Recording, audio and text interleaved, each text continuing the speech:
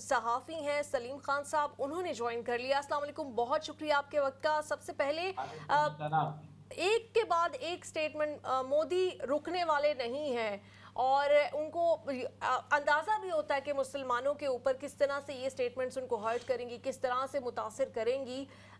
کوئی ان کو اس حوالے سے کنسیڈریشن ہے ہی نہیں مسلمانوں کے لیے، تو کیا فیل کر رہی ہے اس وقت مسلم کمیونٹی؟ دیکھیے، جہاں تک وزیر اعظم نریندر مودی کا سوال ہے، ان کے جو سٹیٹمنٹ ہے اس کو کوئی سیریس نہیں لیتا۔ وہ اپنے بھکتوں کے لیے، جو ان کے اندھے مقلد ہیں، ان کو خوش کرنے کے لیے جو من میں آئے بول دیتے ہیں، اور مجھ کو تو اب ایسا لگتا ہے کہ وہ لوگ بھی شاید سیریس نہیں لیتے ہوں گے۔ اب یہ پنچر والا بیان لے لیں تو چلو، آپ نے اوقاف کے بارے میں یہ کہہ دیا، ہندوستان میں 80 کروڑ لوگوں کو سرکار جو ہے وہ 5 کلو اناج دیتی ہے۔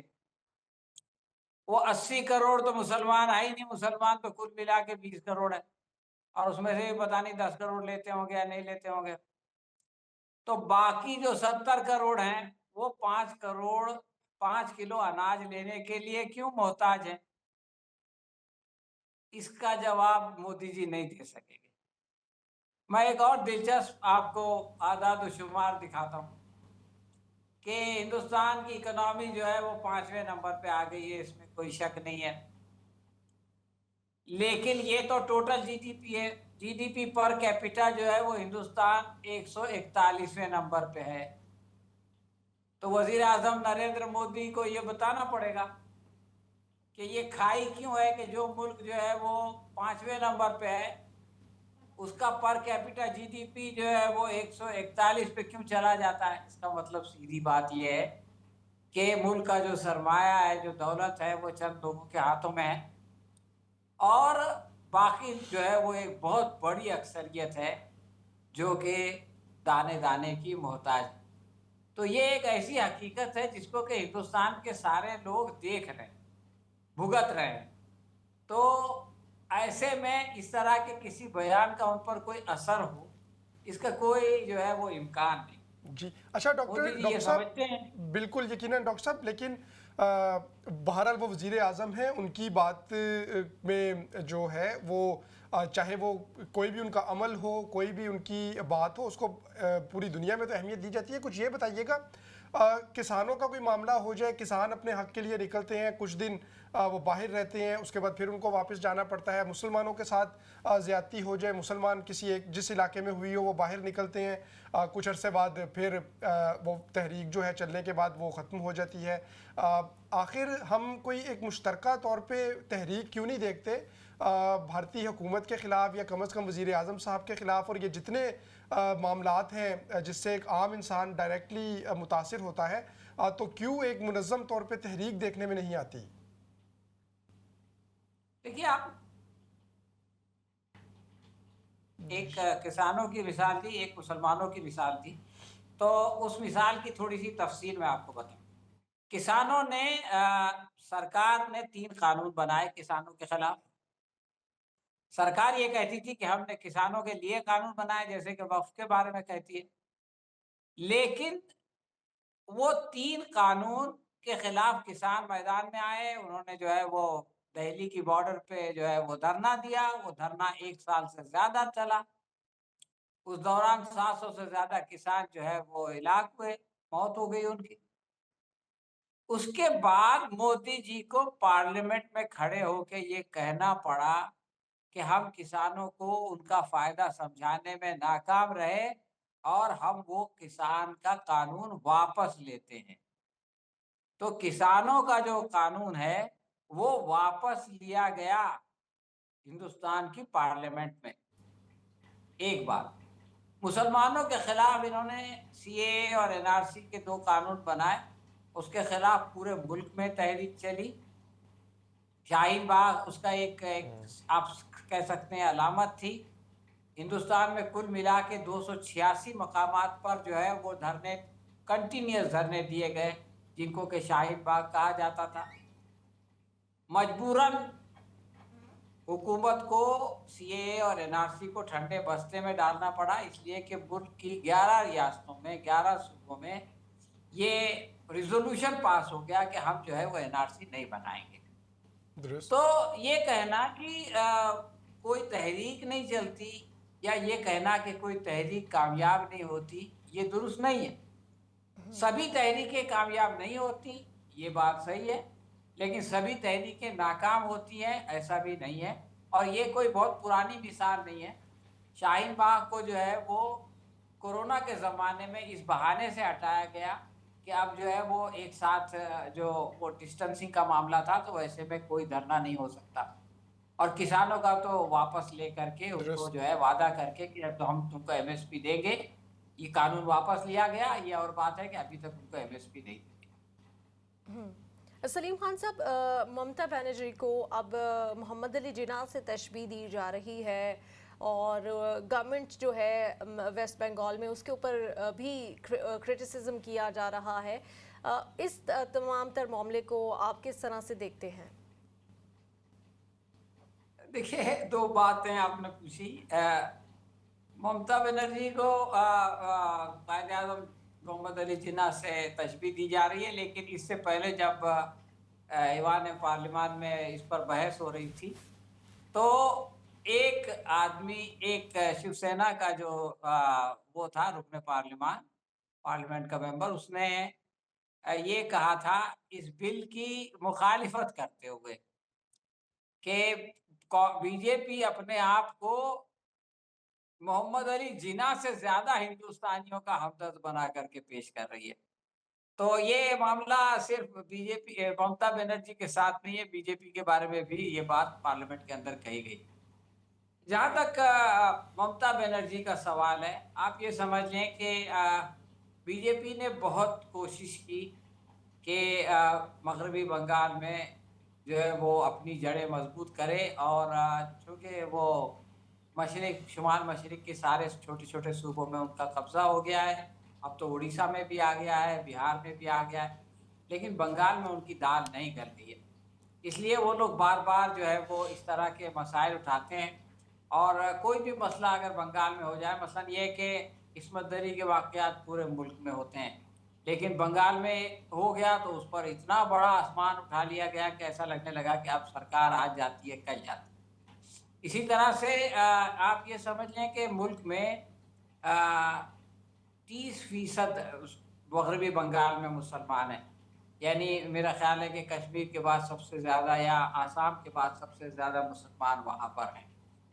तो वहाँ पर जो है वो इस बिल की मुखालिफत होना फितरी बात है। और जैसा कि किसान कानून बनने के बाद उसकी मुखालिफत हुई थी, तो वक्त कानून बनने के बाद भी उसकी मुखालिफत हो सकती है, इसमें कोई अजीब बात नहीं है। और जो बीजेपी वाले ये कह रहे हैं कि कानून बनने के बाद उसकी मुखालिफत जो है वो मुल्क से गद्दारी है, तो अगर वो गद्दारी थी तो किसानों ने की थी, और किसानों ने अगर गद्दारी की थी तो आप उसके सामने क्यों झुके? इस सवाल का कोई जवाब बीजेपी के पास नहीं है। अब हमको ये देखना पड़ेगा कि वहाँ पर जो वाक़यात हुए उसमें 3 लोगों की जानें गईं, उसमें से 2 लोग हिंदू हैं और 1 मुसलमान। तो जो मुसलमान मारा गया वो तो पुलिस की BSF जो बॉर्डर सिक्योरिटी फोर्स है, उस सेंट्रल फोर्स है, उसकी गोली से मारा गया। तो कोई भी उसकी बात नहीं करता, और कोई भी ये नहीं पता करता कि उसको क्यों मारा गया, उसके घर वालों पे क्या गुजर रही है, वगैरह वगैरह। जो 2 लोग मारे गए जो हिंदू हैं, यकीनन तशद्दुद के शिकार अगर मुसलमान हो या हिंदू हो, हर कोई जो है वो उस तशद्दुद की मजम्मत होनी चाहिए, किसी की जान नहीं ली जानी चाहिए। लेकिन सवाल ये है कि जो लोग ग्राउंड पे गए, आप देखें मुख्तलिफ चैनल्स के लोग वहाँ पर ग्राउंड पे गए और उन्होंने वहाँ के लोगों से, हिंदुओं से खास तौर पर बातचीत की और उनसे पूछा कि आपके यहाँ जो जुलूस निकला था और जिन लोगों ने आपके घरों पे हमले किए और जो गालियाँ और शोर शराबा किया और धमकियाँ दी, तो वो कौन लोग थे? क्या वो आपके इलाके के लोग थे? तो उन लोगों ने साफ कहा कि वो हमारे इलाके के लोग नहीं थे। ये बातें आपको सोशल मीडिया पे मिल जाएगी, किसी भी चैनल पे। अब सवाल ये है कि बाहर से लोग वहाँ पे आए और उन लोगों ने तशद्दुद किया, یقیناً ممتا بنرجی چونکہ وہاں کی جو ہے وہ وزیر اعلیٰ ہے، چیف منسٹر ہے، تو یہ ان کی ذمہ داری ہے کہ وہ باہر سے آنے والوں کو روکتی، اور اس میں ناکام رہی تو اس کا الزام تو ان کو اپنے سر لینا پڑے گا۔ لیکن آپ یہ دیکھیں کہ کیا ممتا بنرجی باہر سے لوگوں کو لا کے فساد کرائے گی؟ کیا ایسا کرنے میں ممتا بنرجی کا کوئی سیاسی فائدہ ہے؟ سیاسی فائدہ تو دور کی بات ہے، ان کی اپنی حکومت یعنی اگلے الیکشن میں زیادہ ووٹ لینا تو دور کی بات ہے، ان کے بیچ میں سرکار گر سکتی ہے۔ تو یہ سوچنا کہ ممتا بنرجی باہر سے لوگوں کو لا کے اس نے فساد کرایا، یہ تو آپ نہیں لگا سکتے۔ تو آخر ان کو لایا، اگر وہیں کے لوگ ہوتے غصے میں آ گئے تو یہ الگ بات ہے، لیکن ان کو باہر سے لایا گیا اور ان کے ذریعے سے جو کچھ کیا گیا، تو یہ بی جے پی کا طریقہ رہا ہے۔ بی جے پی نے ہندوستان میں کئی مقامات پر باہر سے لوگوں کو لایا ہے۔ بہار میں ایک جگہ فساد ہوا، پتہ چلا یو پی کی موٹر سائیکل ہے، اور وہ موٹر سائیکل ہے جو سرکار نے لوگوں کو بانٹی تھی۔ تو بی جے پی نے اسی طریقے سے استعمال کیا۔ اب یہ ہے کہ فساد کرانے کے لیے آپ لوگوں کو بھی استعمال کر سکتے ہیں، مسلمانوں کو بھی استعمال کر سکتے ہیں، جو سماج جی دشمن اچھا عناصر ڈاکٹر ہوتے ہیں ہر صاحب، یہ سماج میں۔ وقف کے معاملے پہ یقیناً مسلمانوں میں افسوس بھی ہے، غصہ بھی ہے، تمام چیزیں ہیں، اور جو مہذب انداز میں ہم نے دیکھا کہ احتجاج بھی ہوئے مختلف جگہوں پہ، خود پارلیمان کے اندر جس طرح سے بہت زیادہ گرما گرمی رہی، اس کے مخالفت میں تقاریر ہمیں دیکھنے کو ملی۔ آپ کے خیال میں، اور ابھی جو معاملہ ہے وہ عدالت میں بھی لے کے گئی ہیں مختلف جو مسلم تنظیمیں ہیں، وہ کیا مسلمان جو ہے، مسلم کمیونٹی ہے، وہ بھارتی سرکار کو باور کروا سکے گی یا اس کو یہ فیصلہ واپس لینے پہ مجبور کر سکے گی؟ کیونکہ معاملہ کورٹ میں بھی گیا، اور اس سے پہلے ہم بابری مسجد کے حوالے سے بھی دیکھ سکتے ہیں کہ کورٹ میں معاملہ گیا، اتنے عرصے تک وہ چلا بھی، لیکن آخر میں جو فیصلہ آیا وہ جو مسلمانوں کا موقف تھا اس کے خلاف تھا۔ اب یہ وقف والے معاملے کو آپ کس طرح سے حل ہوتا ہوا دیکھ رہے ہیں؟